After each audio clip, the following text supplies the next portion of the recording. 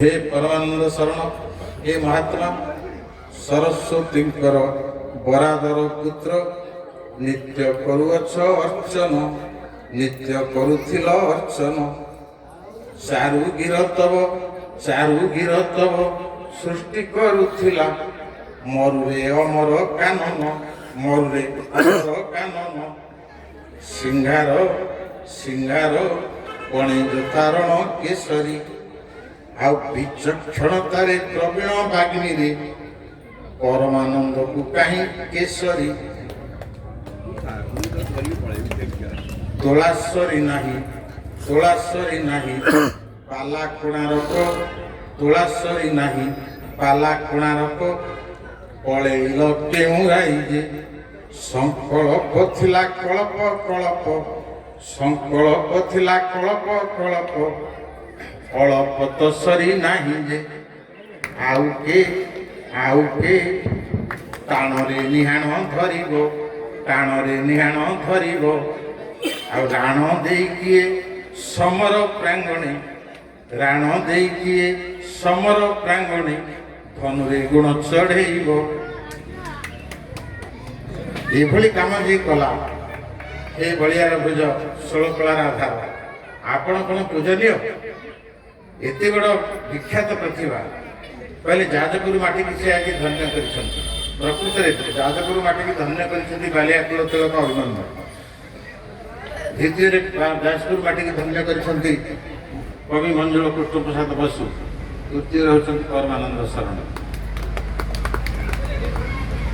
एभली काम जे करिछि मु तो कोन वंदना करिबि ए बंदी भी तो नाही निंदी भी केवल बंदी भी तो नहीं निंदी भी केवल विधाता तोहर विधि की केहू सिद्धि आसे ए निंदित कर्म केहू सिद्धि आसे ए निंदित कर्म कलु रखी अभिसंधि की आ गगने गगने सुधाकर कर संचारे परमानंद शरण होचंती गायक सुधाकर एवं तांको स्मृति चारण करबा पाई जे समस्त प्रकार आकुलता व्यग्रता परिप्रकाश करछंती से होचंती किए ना सुधाकर प्रीति प्रफुल्ल बदना सुधा सुचित्त मोहिनी ताको बहु का नाटा मु भूली जाउची जे मते फोन करथिले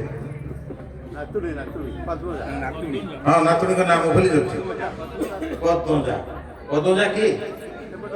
पदोजा की सुधाकर प्रीति प्रफुल्ल बदना सुधा सुचित्त मोहिनी जल अनुदय तिमिर संगमे न फुटे कि कुमुदुनी तेणु गगने सुधाकर कर संचारे आकाश रे चंद्र किरण पड़ी सर सर सिज मुद्रित निद्रित सर सर सिज मुद्रित निद्रित भाई टिके जदि रखिद भल हम भाई टिके रखि दियो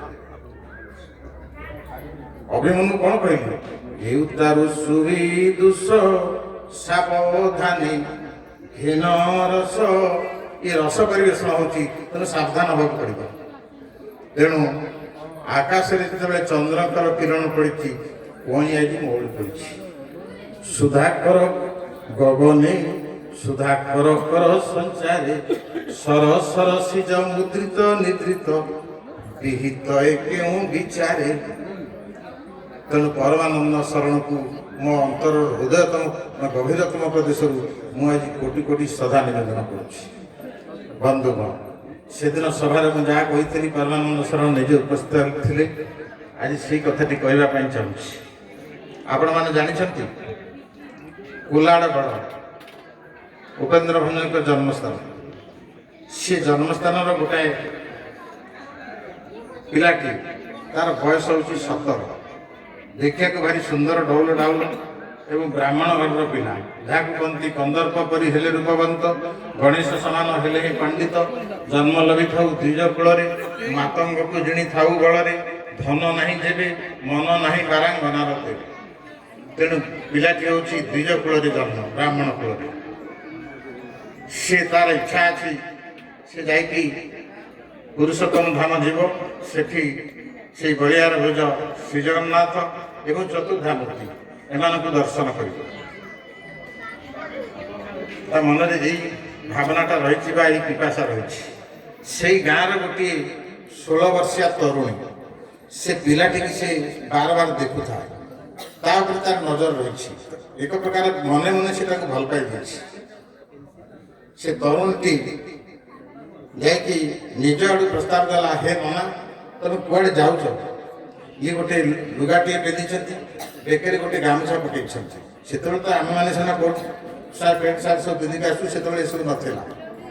ଏବଂ ଚାଲି ଚାଲି ଯିବେ କୋଲାଡ଼ ଗଡ଼ରୁ ପୁରୁଷୋତ୍ତମ ଧାମ, ଅତି କମରେ 200 କିଲୋମିଟର ଅଧିକା ହେବ।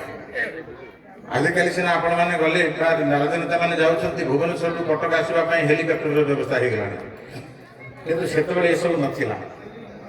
ଇଏ ବ୍ରାହ୍ମଣ ଯୁବକଟି ଯାଉଛି, ତରୁଣଟି ଯାଇ ତା ପାଖରେ ପହଞ୍ଚିଗଲା।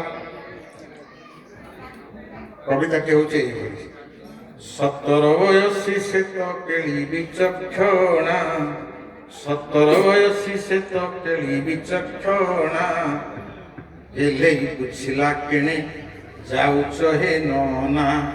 ହେଲା, ହେ ନନା ତମେ କୁଆଡ଼େ ଯାଉଛ? ସେ ବୋଇଲେ ଯାଉଛି ମୁଁ ପୁରସ୍ତମ ଧାମ, ଶ୍ରୀ ଜଗନ୍ନାଥ ଦର୍ଶନେ ବଳି ଅଛି ମନ। ଏ ତରୁଣଟି ଆଶ୍ଚର୍ଯ୍ୟ ହେଇଗଲା, କହିଲା ଏତେ ପରିଶ୍ରମ କରି ପୁଣି ପଦବ୍ରଜରେ ମାନେ ଚାଲି ଚାଲି ତମେ ଏତେ ବାଟ ଯିବ? ଏତେ ପରିଶ୍ରମ କିମ୍ବା ଏତେ ବାଟ ଯିବ, ଶ୍ରୀ ଜଗନ୍ନାଥଙ୍କୁ ଏକା ଦର୍ଶନ କରିବ। ଆଉ ମୁକୁରକୁ ବି ଯେ ଯଦି କରନ୍ତେ ଆପଣ, ମୁକୁରକୁ ବି ଯେ ଯଦି କରନ୍ତେ ଆପଣ, ବ୍ରହ୍ମା ବିଷ୍ଣୁ ହରତିନିକି କରାନ୍ତି ଦର୍ଶନ। ମୋ ପୁରକୁ ଯଦି ଆପଣ ଆସିବେ ତାହେଲେ ମୁଁ ଏକାବେଳେ ବ୍ରହ୍ମା ବିଷ୍ଣୁ ଶିବ ତିନିକି ଦର୍ଶନ କରିଦେବି। ଆଉ ତମେ କ'ଣ ଯିବ ଏକା ଜଗନ୍ନାଥ ଧାମକୁ, ଜଗନ୍ନାଥଙ୍କୁ ଦେଖିବା ପାଇଁ ବା ଚତୁର୍ଦ୍ଧା ମୂର୍ତ୍ତିକୁ ଦେଖିବା ପାଇଁ? ଇଏ ବ୍ରାହ୍ମଣ ଯୁବକଟି ଆଶ୍ଚର୍ଯ୍ୟ ହେଇଗଲେ, ପୁରା ଆଶ୍ଚର୍ଯ୍ୟଚକିତ ହେଇ ସେ ଯୁବତୀଟିକି ଅନେଇଲେ। ତ କ'ଣ କହୁଛ, ତମେ କେମିତି ପୁରା ଜିନିଷ କରିଦେଇ ପାରିବ? ଏହା କେମିତି ସମ୍ଭବ? ଆରେ ତମେ ଯଦି ଚାହୁଁଛ ତାହେଲେ ମତେ କୁହ ପ୍ରଥମେ ବ୍ରହ୍ମା କିଏ? ନା ବ୍ରହ୍ମା, ଏ ବ୍ରହ୍ମା ଯେ ଚତୁରାନନ, ବ୍ରହ୍ମା ଯେ ଚତୁରାନନ, ମୁଁ ଚାତୁରୀ ମନେ ଘେନ, ମୁଁ ଚାତୁରୀ ମନେ ଘେନ, ମୋରାଳ ବାହନ ତାଙ୍କ ଭାବ, ମୋରାଳ ବାହନ ତାଙ୍କ ଭାବ, ମୋରାଳ ଗମିନି ମୋର ଗତିରେ ଥିବ। ସେ ସୃଷ୍ଟି ସର୍ଜନାକାରୀ ମୁଁ ସୁତା ସୁତ ବିହିବ, ଏଣେ ଯାଉଛ ହେ ମହିଦେବ, ମୋଠାରେ ଅଛନ୍ତି ତ୍ରିଦେବ ନୀଳାଚଳେ ଟିପାଞ୍ଜିବ। ବ୍ରହ୍ମା ହେଉଛନ୍ତି ଚତୁର୍ମୁଖ ବ୍ରହ୍ମା, ସୃଷ୍ଟି ସର୍ଜନାକାରୀ। ଯାହା ଉପେନ୍ଦ୍ର ଭଞ୍ଜ ଲେଖିଲେ ବୈଦେଶୀ ବ୍ୟାସରେ, ଏ ବ୍ରହ୍ମା ସର୍ଜନାରେ ବ୍ରହ୍ମାଣ୍ଡେ କାହିଁକି, ଆଉ ମୋ ତନୟ ସରି, ବାମେ ବାମ ଦେବ। ମୁଁ ଯେତେବେଳେ ସଭାକୁ ଆସିଲି ମୋ ପାଖରେ ବସିଥିଲେ କାମଦେବ। ମୁଁ କହିଲି ଆପଣ କାମଦେବ ନା ବାମଦେବ? ବାମେ ବାମ ଦେବ ହନୁକୁ ଭାଙ୍ଗିଲା, ବାମେ ଭୃପତି ହାରି। ତେଣୁ ବ୍ରହ୍ମା ହେଉଛନ୍ତି ଚତୁର୍ମୁଖ ବ୍ରହ୍ମା। ଇଏ ଯୁବକ ଜଣକ ପଚାରିଲେ ଯୁବତୀଟିକୁ, ଯେ ତମେ ତ ବ୍ରହ୍ମା ବୁଝେଇଦେଲ, ବର୍ତ୍ତମାନ ବିଷ୍ଣୁ? ନା ବିଷ୍ଣୁ ଯେ ଘନ ବରନ, ବିଷ୍ଣୁ ଯେ ଘନ ବରନ, ମୁଁ ଘନ କେ ଶିଷ ମାନ, ବିଷ୍ଣୁ ଯେ ଘନ ବରନ, ମୁଁ ଘନ କେ ଶିଷ ମାନ। ସେ ବଂଶୀରେ ମହିଥିଲେ ସର୍ବ, ସେ ବଂଶୀରେ ମହିଥିଲେ ସର୍ବ, ମୋ ନେତ୍ର ଠାରେ କେବା ବସ ନହିବ। ମୋ ମୁଖରୁ ସୁଧା ପି ଇଏ କି ତୁଣ୍ଡ ଧୋଇବ, ଆସ ଦର୍ଶନ କରିବ ହେ ମହିଦେବ, ମୋଠାରେ ଅଛନ୍ତି ତ୍ରିଦେବ ନୀଳାଚଳେ କିମ୍ପା ଯିବ। ହେଲେ ମୁଁ ବୁଝିଗଲି ବିଷ୍ଣୁ, ବର୍ତ୍ତମାନ ବୁଝା ଶିବ କିଏ? ଦେବଦେବ ଶଙ୍କର ଭଗବାନ ମହେଶ୍ୱର, ସେ କିଏ? ଶିବ ଉରଜ ଶମ୍ଭୁ ମୋହର, ଉରଜ ଶମ୍ଭୁ ମୋହର, ବୃଷବାହନ ତାଙ୍କର, ଉରଜ ଶମ୍ଭୁ ମୋହର, ବୃଷବାହନ ତାଙ୍କର। ବୃଷଳି ମୁଁ ବହି ଅଛି ଶିବ, ବୃଷଳି ମୁଁ ବହି ଅଛି ଶିବ, ମୃଗ ନାଭି ଚିତ୍ରପଟ ବାସ ସମ୍ଭବ ପାଣି ଲାଗି କରାଇଲେ ସେ ପାଣି ଲାଗି କରାଇଲେ ମୃଗ ନାଭି ଚିତ୍ରପଟ ବାସ ସମ୍ଭବ। ତେଣୁ ସେ କହିଲେ ମୁଁ ବୁଝିଗଲି ଶିବ କି ଏତେ କହିଲା ଗଣିକା ଏତେ କହିଲା ଗଣିକା ବିପ୍ରେ ହେଲେ ରତି ରଙ୍କା ଏତେ କହିଲା ଗଣିକା ବିପ୍ରେ ହେଲେ ରତି ରଙ୍କା। ପ୍ରବେଶତା ସନ୍ନିକଟେ ଯବ ପ୍ରବେଶତା ସନ୍ନିକଟେ ଯବ କ୍ଷୀର ନୀର ପରି ତାଙ୍କ ବଢିଲା ଭାବ। କହେ ଉପେନ୍ଦ୍ର ଭଞ୍ଜ କହେ ଉପେନ୍ଦ୍ର ଭଞ୍ଜ ବସି ଅର୍ଥ କରୁଥିବ କହେ ଉପେନ୍ଦ୍ର ଭଞ୍ଜ ବସି ଅର୍ଥ କରୁଥିବ। ଆସ ଦର୍ଶନ କରି ବହେ ମହି ଦେବ ଭଠାରେ ଅଛନ୍ତି ଦେବ ନୀଳାଚଳେ କୃପା ଯିବ। ଆଜ୍ଞା ଏ କଥାଟା ଯେତେବେଳେ ଭାଷଣ ପ୍ରସଙ୍ଗରେ କହୁଛି ପରମାନନ୍ଦ ଶରଣ ମହୋଦୟ ଉଠି ଆସିଲେ ଆପଣ ଯେମିତି ବସିଛନ୍ତି ଉଠି ଆସିଲେ ମୋତେ କଳାଗ୍ରତ କଲେ। କହିଲେ ଅଜୟ ବାବୁ ଆପଣ ବୟସରେ ବହୁତ କନିଷ୍ଠ ହେଲେ ମଧ୍ୟ ମୁଁ ଆପଣଙ୍କୁ ଆଶୀର୍ବାଦ କରୁଛି ଆପଣ ବହୁତ ଯଶସ୍ୱୀ ହେବେ। ଏବଂ କହିଲେ ଆପଣ ଏଟା ପାଇଲେ କେଉଁଠୁ? ମୁଁ କହିଲି ଆପଣ ଶୁଣିଛନ୍ତି ବିନାୟକ ମିଶ୍ରଙ୍କ ନାଁ? ସେ ଆଶ୍ଚର୍ଯ୍ୟ ହେଇଗଲେ କହିଲେ ବିନାୟକ ମିଶ୍ର। ମୁଁ କହିଲି ବିନାୟକ ମିଶ୍ର ଜଣେ ଏଭଳି ପ୍ରତିଭା ଏଠି ତ ବିନାୟକ ବାବୁ ବସୁଛନ୍ତି ମୋର ବନ୍ଧୁ ଇଏ କିନ୍ତୁ ବିନାୟକ ମିଶ୍ର ଜଣେ ଏଭଳି ପ୍ରତିଭା ମାତ୍ର ମାଇନର ପାସ୍ କରିଛନ୍ତି। ମାଇନର ପାସ୍ କରି କଲିକତା ବିଶ୍ୱବିଦ୍ୟାଳୟରେ ସେ ହେଇଥିଲେ ପ୍ରଫେସର ଆଗ ଆସିଷ୍ଟାଣ୍ଟ ପ୍ରଫେସର ହେଲେ ତାପରେ ହେଲେ ପ୍ରଫେସର ଜାଣିକି ବି ବସିବୁ କିନ୍ତୁ ଏଠୁ ଅଛି ବସିବୁ ବିନାୟକ ମିଶ୍ରଙ୍କ ଦ୍ୱାରା ହେଇଥିଲା। ସେ ଏଇ କଥାଟି ମୁଁ ଯେତେବେଳେ ଗୌରୀକୁମାର ବ୍ରହ୍ମାଙ୍କୁ କହିଲି ସେ ବି ଆଶ୍ଚର୍ଯ୍ୟ ହେଲେ କହିଲେ ମୋ ଭଞ୍ଜ ଭୂମିକାରେ ଏଇଟା ମୁଁ ଆଉଥରେ ଦେବି। କିନ୍ତୁ ତାପରେ ତାଙ୍କର ଦେହାନ୍ତ ହେଇଗଲା କାହିଁକିନା ଗୌରୀକୁମାର ବ୍ରହ୍ମା ମୁଁ 30 ବର୍ଷ ଏକାଠି ବୁଲୁଛି ମୁଁ ଆଉ ତା ଭିତରକୁ ଯିବାକୁ ଚାହୁଁନି। ଆହୁରି ଗୋଟିଏ ପଦ କହିଥିଲି ମୋତେ ପରମାନନ୍ଦ ଶରଣ ମହୋଦୟ କହିଲେ ଅର୍ଥଟା ଆପଣଙ୍କର ଭୁଲ ହେଇଗଲା। ମୁଁ କହିଲି ମାନେ ଆପଣମାନଙ୍କର ଯାହା କୁହନ୍ତି ବାଲିଆ କୁଳ ତିଲକ ଅଭିନନ୍ଦନ। ଉପେନ୍ଦ୍ର ଭଞ୍ଜ ଯେତେବେଳେ ତାଙ୍କର କାବ୍ୟ ସମ୍ଭାର ଆରମ୍ଭ କଲେ ସିଏ ତା ଦେହରେ ତାଙ୍କର ରହିଲା ନୀତି ନିର୍ଦ୍ଧାରଣ 6ଟା କାବ୍ୟ ପାଠ ଦେବେ। ଏ ନାରୀ କେଳଞ୍ଚ ଦାକ୍ଷା ଖଜୁର ବଚ କଦଳୀ ଗୁଡ଼ ଇତ୍ୟବଂ କାହା ସର ବି ଦିଅତେ ନାରିକଳ ପାକ ଦାକ୍ଷା ପାକ ଗୁଡ଼ ପାକ ଇତ୍ୟାଦି ଇତ୍ୟାଦି। ତା ଦେହରୁ 4ଟା ଅଭିମନ୍ୟୁ ଘୋଷାଡ଼ି ନେଲେ।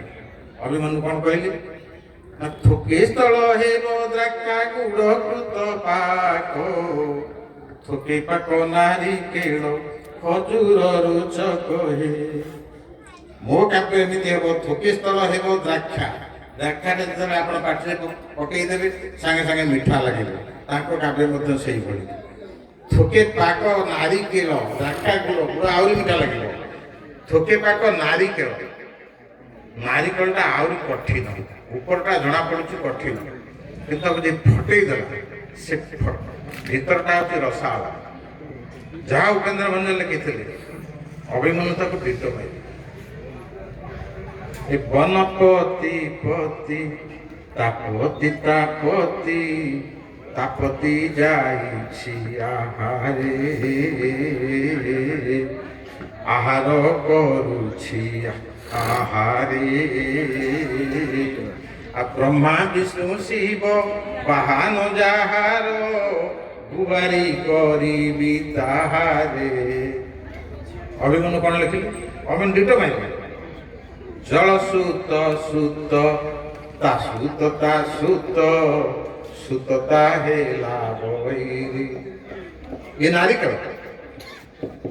ପରମାନନ୍ଦ ଶରଣ ମୋତେ ଯେଉଁ ପ୍ରଶ୍ନ କରିଥିଲେ କହିଲେ ଆପଣଙ୍କର ଖର୍ଜୁର ପକାଟା କ'ଣ? ଅଭିମନ୍ୟୁ କ'ଣ ଲେଖିଛନ୍ତି? କହିଲି ୟେସ୍। ନା କେମିତି? ଖଜୁରୀ କୋଳିଟା ଆପଣ ପାଟିରେ ପକେଇ ଦେଉଛନ୍ତି ପକେଇ ଦେଲା ବେଳକୁ କିଛି ସମୟ ପରେ ଆଗ ମିଠା ମିଠା ଲାଗୁଛି କିଛି ସମୟ ପରେ ଗୋଟା ଷ୍ଟୋନ୍ଟା ପାଟିରେ ବାଜି ଯାଉଛି।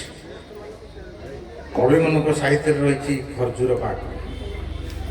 ଏକ ଜ୍ୟୋତ୍ସ୍ନା ବିଧୌ ତରଜନୀ ଚନ୍ଦ୍ରଙ୍କର କିରଣ ଚାରିଆଡ଼େ ପଡ଼ିଛି ମା ଦେବୀ ପାର୍ବତୀ ଉମା ସେ ବସିଛନ୍ତି ପ୍ରଭୁ ଦେବଦେବ ଭୋଳାଶଙ୍କରଙ୍କ ପାଖରେ। ଚନ୍ଦ୍ରଙ୍କର କିରଣ ହେଉଛି ଧଳା ମା ପାର୍ବତୀ ପୁରା ଅନନ୍ୟ ସୁନ୍ଦରୀ ସେ ଦେଖିବାକୁ ପୁରା ଧଳା ତେଣୁ ସୂର୍ଯ୍ୟ ଚନ୍ଦ୍ରଙ୍କର କିରଣରେ ପାର୍ବତୀ ଆଉ ଦେଖାଯାଉନାହାନ୍ତି। ଲେଖୁଛନ୍ତି ଆପଣମାନଙ୍କର ବାଲିଆ କୁଳ ତିଲକ ଅଭିମନ୍ୟୁ। ଶିବାଙ୍କୁ ଖୋଜିଲେ ଭୀମ ଅଛନ୍ତି ନାହାନ୍ତି ଭ୍ରମ ଶିବ ଗଙ୍ଗାଙ୍କୁ ଲୋଡ଼ିଲେ ଜଟା ଫିଟେଇ କୁସୁମବତୀ ବ୍ରତତି ଅଦୃଷ୍ଟ ରଜାର ରୀତି ମୋତିହାର ଗତି ମତି ଚିନ୍ତାକୁ ପାଇ ଭ୍ରମରେ ଭ୍ରମରେ ଭ୍ରମନ୍ତି ମଧୁ ପପରାଏ କୁମୁ ଦୁନି ଲୋଡ଼ନ୍ତି। ମୁଁ ଆଜ୍ଞା ବୁଝେଇଦେଲି। ମା ପାର୍ବତୀ ବସିଛନ୍ତି ଶିବଙ୍କ ପାଖରେ। ଶିବାଙ୍କୁ ଖୋଜିଲେ ଭୀମ, ଶିବଙ୍କର ଅନ୍ୟ ନାମ ହେଉଛି ଭୀମ। ଶିବ ଗଙ୍ଗାକୁ ଲୋଡ଼ିଲେ ଜଟା ଫିଟେଇ।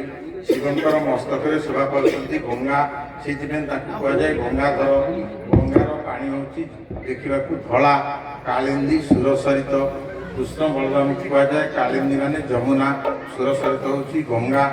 ତେଣୁ ବର୍ତ୍ତମାନ ଶିବ କ'ଣ କଲେ ନା ତାଙ୍କ ମସ୍ତକରୁ ଜଟାଟାକୁ ଫିଟେଇ ଦେଲେ, କହିଲେ ଗଙ୍ଗା ଅଛନ୍ତି ନା ନାହାନ୍ତି। ଶିବ ଗଙ୍ଗାଙ୍କୁ ଲୋଡ଼ିଲେ ଜଟା ଫିଟେଇ କୁସୁମବତୀ ବ୍ରତତି।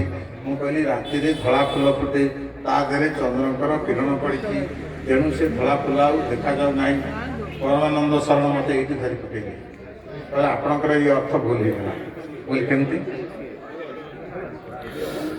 ନା ରାତିରେ ଧଳା ଫୁଲ ଫୁଟେ, ଏଇଟା ତ ଅର୍ଥ ନାହିଁ। ବୋଲି ଇଏ ତ ଅର୍ଥ ଆମେ ଏ ତ ଜାଣିଛୁ। ମୁଁ ସାଙ୍ଗେ ସାଙ୍ଗେ ମୋ ମୁଣ୍ଡରେ ଷ୍ଟ୍ରାଇକ୍ କଲା। ମୋ ବାପା ଜଣେ ପ୍ରଧାନ ଶିକ୍ଷକ ଥିଲେ, ତାଙ୍କର ସାହିତ୍ୟ ପ୍ରତିଭା ସବୁ ମୋ ଉପରେ ପଡ଼ିଥିଲା। ହଠାତ୍ ମନେ ପଡ଼ିଗଲେ ଉପେନ୍ଦ୍ର ଭଞ୍ଜ। ଇଏ ଯେଉଁ ଚାବିଟା ପଡ଼ିଛି, ଇଏ ଚାବିର ତାଲାଟା କେଉଁଠି ଅଛି? ଏ ତାଲାଟା ଅଛି ଉପେନ୍ଦ୍ର ଭଞ୍ଜ ପାଖରେ। ଦ୍ୱିତୀୟା ଜାମିନୀରେ ମୋ ପ୍ରାଣ ସହି, ଦ୍ୱିତୀୟା ଜାମିନୀରେ ମୋ ପ୍ରାଣ ସହି, ଦିନେ ପଲଙ୍କେ ଥିଲ ମୋ କୋଳେ ଶୋଇ ଯେ, କୁସୁମ ପତି ହୋଇ ଅବନି ଶୋଭା। କୁସୁମବତୀ ବ୍ରତତି, ନାରୀମାନେ ଯେତେବେଳେ କୁସୁମବତୀ ହେଇଥାନ୍ତି, ନାରୀମାନେ ଯେତେବେଳେ ପୁଷ୍ପବତୀ ହେଇଥାନ୍ତି, ତାହା ଯେମିତି ସମସ୍ତଙ୍କ ଅଗୋଚରରେ ହେଇଥାଏ, ତାକୁ କେହି ଦେଖିପାରେ ନାହିଁ। ପରମାନନ୍ଦ ଶରଣ ଏ ତତ୍ତ୍ୱକୁ ଯାଇଛନ୍ତି। କହିଲେ ବାପ ଅଜୟ ବାବୁ, ଆପଣ ତ ଏଗୁଡ଼ା ବି ଜାଣିଛନ୍ତି। ମୁଁ କହିଲି ଯେହେତୁ ମୋ ପିତାଙ୍କ ପ୍ରଭାବ ମୋ ଉପରେ ପଡ଼ିଛି, ତେଣୁ ଏଣେ ଗୌରୀକରଣ ବ୍ରହ୍ମାଙ୍କ ସହିତ ଯେଉଁ 30 ବର୍ଷ ଏକାଠି ବୁଲିଲି, ତାହାର ବି ପ୍ରଭାବ ପଡ଼ିଲା। ତେଣୁ ଯାହାଫଳରେ ମୁଁ ଇଂରାଜୀ ବିଭାଗର ଛାତ୍ର ହେଲେ ମଧ୍ୟ ଏକୁ ସବୁ ହାଇସ୍କୁଲ ପଢ଼ିବା ପୂର୍ବରୁ ଏକୁ ସବୁ ମୁକ୍ତ କରିଦେଇଥିଲି। ତେବେ ଯାହା ହଉ, ମୋର ପରମ ସୌଭାଗ୍ୟ। ଆୟୋଜକମାନଙ୍କୁ ମୁଁ ଟିକେ କହିଦେବା ପାଇଁ ଚାହୁଁଛି, ମୁଁ ଯେହେତୁ ଅନେକ ସଭା କରିଛି 1981 ମସିହା ଠାରୁ ଏଇଟା ହେଲା 2026। ଆପଣ ହିସାବ କରନ୍ତୁ କେତେ ବର୍ଷ ହେଲା। ସେଇଦିନ ଠାରୁ ମୁଁ ସଭା କରି ଚାଲିଛି ଏବଂ ରାଜଧାନୀରେ, ଖାଲି ରାଜଧାନୀରେ ନୁହେଁ, ଆପଣଙ୍କ ଅଞ୍ଚଳକୁ ବାର ବାର ମୁଁ ଆସିଛି। କହିବାର ଉଦ୍ଦେଶ୍ୟ ହେଉଛି, ଯେତେବେଳେ ସଭା କରିବେ, ଆଗ ସଭାଟି କରିବେ, ପଛରେ ସମ୍ବର୍ଦ୍ଧନା ରଖିବେ ଏବଂ ସଭାରେ ଶୃଙ୍ଖଳା ରକ୍ଷା କରିବେ। ଇଏ ତାକୁ କହୁଛି, ସେ ତାକୁ କହୁଛି, ଏମିତି କରିବେ ନାହିଁ। ସଭାଟା ପୁରା ଶୃଙ୍ଖଳା ଭିତରେ କରିବ, ତାହେଲେ ସଭା ହେବ। ଏବଂ ଆଗ ସମ୍ବର୍ଦ୍ଧନା କରିଦେଲେ ଲୋକ ଉଠିଯିବେ। ଆଉ ଭାଷଣ ଆପଣ ତାହେଲେ ଆମମାନଙ୍କୁ ଡାକିଲେ କାହିଁକି? ଆମମାନେ କାହିଁ ଏତେ ବାଟ ପରିଶ୍ରମ କରି ଆସିବେ? ଆପଣ ଏଜେଣ୍ଡାଟା ଆଗ ତିଆରି କରିଦେବେ, କାହା ପରେ କ'ଣ ହେବ ତାକୁ ସେଇଭଳି ଭାବରେ ଶୃଙ୍ଖଳାର ସହିତ କରିବେ। ପ୍ରତ୍ୟେକ କାର୍ଯ୍ୟର ସଂଗଠନ ଏବଂ ସୁଗଠନର ଅଭ୍ୟୁଦୟ ମୂଳରେ ଶୃଙ୍ଖଳା ଅଭ୍ୟାସ ଏବଂ ଶୃଙ୍ଖଳା ଜ୍ଞାନ ପ୍ରକୃତିର ପ୍ରତ୍ୟେକ ବିଭାଗରେ ଦୃଷ୍ଟିଗୋଚର ହୋଇଥାଏ। ତେଣୁ ଶୃଙ୍ଖଳାକୁ ରକ୍ଷା କରିବେ, ତାହେଲେ ସଭାଟା ଠିକ୍ ମାଧୁର୍ଯ୍ୟପୂର୍ଣ୍ଣ ହେବ। ଏ ଆୟୋଜକମାନେ ମୋତେ ଏଠାକୁ ଡାକିଥିବାରୁ, ବିଶେଷ କରି ଦୂରଦର୍ଶନରେ ଯେ କାମ କରୁଛନ୍ତି ଆମର ସାନ ଭାଇ, ସେ ମୋତେ ଏଠିକି ମଧ୍ୟ ଆମନ୍ତ୍ରଣ କରିଥିଲେ ଫୋନ୍ କରି। ମୁଁ ତାଙ୍କୁ ମଧ୍ୟ ମୋର ବଧେଇ ଜଣାଉଛି ଏବଂ ତାଙ୍କ ନାତୁଣୀ ଏ ସମସ୍ତଙ୍କୁ, ବିଶେଷ କରି ଏ ନୀଳକଣ୍ଠପୁର ବାସିନ୍ଦା ମୋର ଭାଷଣ ଶୁଣିଥିବାରୁ ଏତିକି କହି ଆପଣମାନଙ୍କର ବିଦାୟ ନେଉଛି। ବନ୍ଦେ ପରମାନନ୍ଦ ଶରଣ, ବନ୍ଦେ ଉତ୍କଳ ଜନନୀ।